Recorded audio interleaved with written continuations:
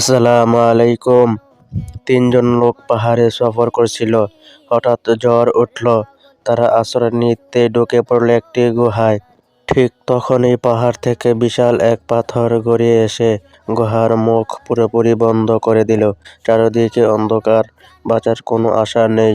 তখন একজন বলল, চলো আল্লাহর কাছে আমাদের খাঁটি আমল দিয়ে দোয়া করি। প্রথম জন বলল, হে আল্লাহ, আমি সবসময় আগে আমার বৃদ্ধ মা বাবাকে খাওয়াতাম। এক রাতে তারা ঘুমিয়ে গেলে সারা রাত দুধ হাতে দাঁড়িয়েছিলাম। যদি এটা তোমার জন্য হয়, আমাদের রক্ষা করো।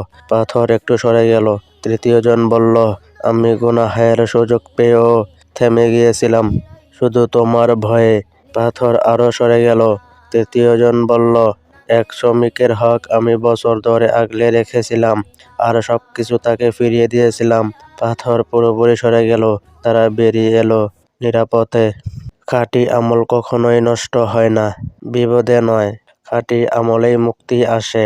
সহিহ বুখারী 3465, সহিহ মুসলিম 2743।